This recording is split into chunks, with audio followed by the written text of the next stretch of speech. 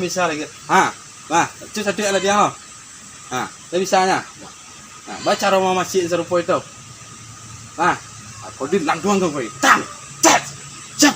Nah, kau di patah kembali sekali. Kau di angkaro. Nah, atau seandainya kalau memungkinkan lah. Jadi situasinya. Nah, kalau posisi waktunya, dia letak latihan senang kan? Tidak, senang. Nah, sangat. Cuma kau perlu belajar teknik pisau, cara menghadapi senjata tajam. Dan nanti awak coba mempelajari bahwa model-modelnya, teknik-teknik menghadapi senjata tajam.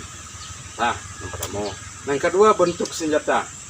Ada bentuk senjata orang pisau yang matanya di bawah, pisau yang umum itu kan. Ada senjatanya pisaunya timbal balik atas bawah. Ada jenisnya sabi atau bentuk celuru. Ada macam-macam jenis senjata.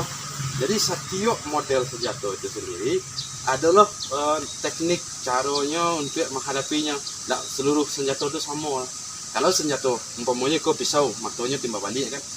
Nah, tangkapannya tuh. Coba cuci.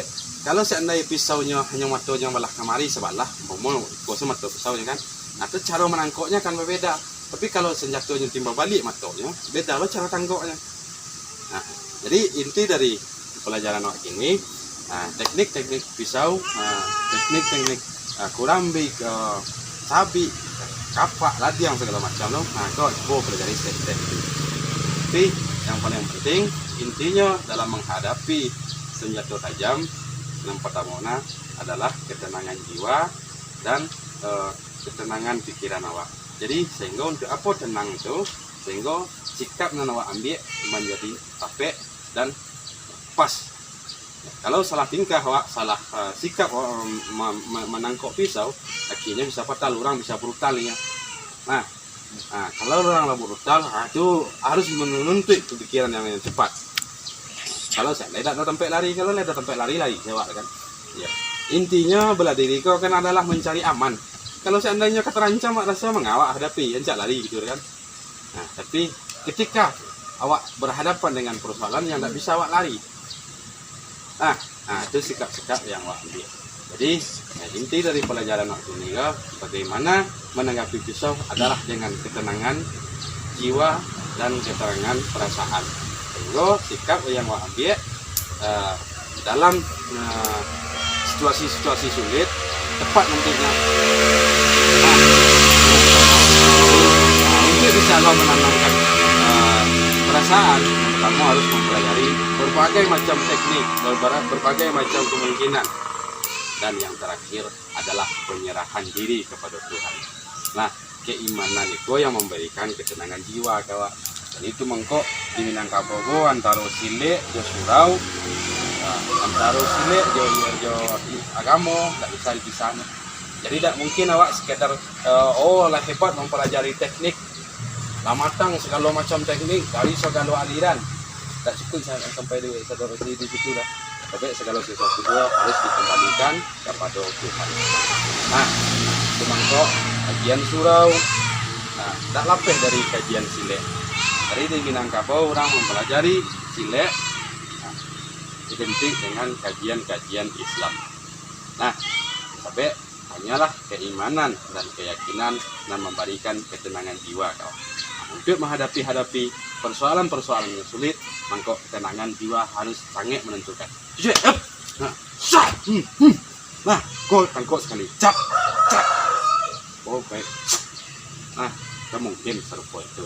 Tapi kadang-kadang banyak hal-hal yang kadang-kadang di luar logika. Untuk mengantisipasi persoalan-persoalan itu, jadinya kadang malah ketenangan jiwa. Nah, jadi itu sekalian dulu bikin bertambah pelajaran dengan mempelajari menyikapi berbagai teknik. Ada latihan, mana latihannya? Ini latihan.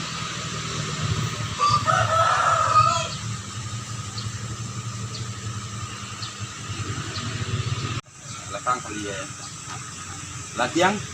Kau jenis latihan kan kau ada matonya sebelah kemari ya. Nah, itu punggungnya. Jadi cara menyikapi latihan kau berbeda lah dengan cara ketika senjata kau dua matonya. Nah, tadi berbeda jenis senjata, berbeda lah cara menyikapi. Itu yang pertama. Kemudian situasi. Model orang ancaman mana? Umpama kalau seandainya ancamannya tinggi ya siko kan. Tak. Nah, kondisinya tuh harus melawan dari matol. Dan yang paling baik tuh tangkapan yang paling baik dari senjata ladiang tuh. Nah, tak ada harus cepat sekali. Awak menghindar kemari. Nah, posisinya tuh udah lancuang ke kemari. Jadi pegangannya harus cepat sekali. Jadi kalau seandainya kau bisa ladiang di setir lah. Coba lo. Nah, dah muat. Sangkuitnya. Bah muatnya. Nah, bapak cek pegangan kau harus pas. Untuk bisa memegang itu nempas, so, harus tenang jiwa. Nah, coba perhatian sekali lagi. Lain misalnya, itu satu ada dia. Lain misalnya, baca Roma masjid serupa itu. Kau di langduang kau kau, tang, cat, jap. Nah, kau di patah kemari sekali. Kau di antara. Nah, atau seandainya, kalau memungkinkan lah. Jadi situasinya. Nah, kalau posisi waktunya, ini tak latihan senang kan? Dah, silang. Nah, tak latihan senang lah. Posisi awak dekat kau tak lama baca tadi tangkap lah. Tapi orang lebih capek menarik mata latihan kawak ini. Sat. Nah, capek menarik mata latihan. Sat. Nah, kalau seandainya posisinya dekat kau kan, ada langkah-langkah yang harus awak ambil. Jadi untuk itu perlu ketenangan jiwa, sikap dan kebijakan yang awak lakukan tapi lah. Jadi silek untuk mengkok ya sering bercerita bukan sekedar mengajarkan tentang teknik, tapi kalau di dalam situasi-situasi yang genting teknik itu kalau hilangnya lupa sah. Itu perlu masah jiwa, masah mental. Menenangkan jiwa sebab situasi dan jatuh segala macam itu akan menentukan teknik atau cara awak menyikapi senjata tajam. Nah, beda senjata, ada jenisnya samurai, ada jenisnya sapi. Tadi yang kapak berbeda lah. Kalau cara menyikapi kapak, orang pakai kapak untuk emosi kan. Kalau orang emosi kan senjatanya lebih bisa kapak, bisa pedang, bisa sapi segala macam.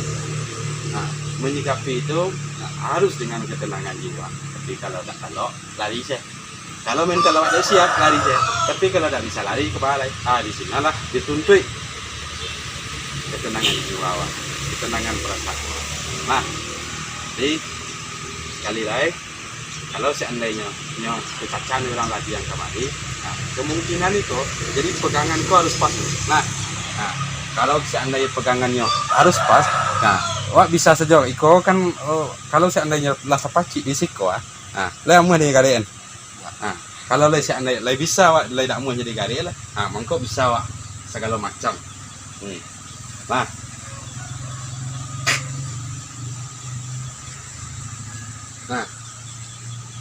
itulah diantara sekilas dulu cara menghadapi senjata. Kuncinya dan membaca situasi dan kondisi.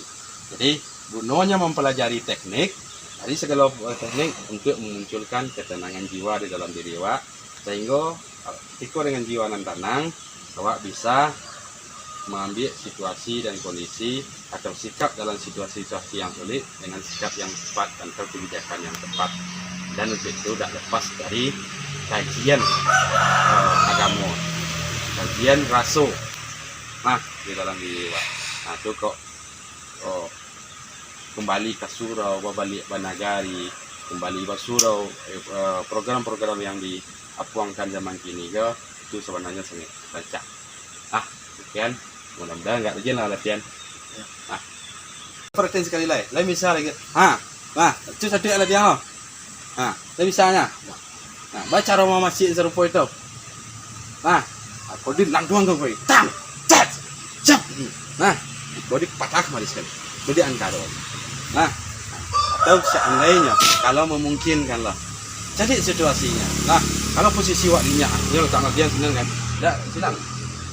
Tak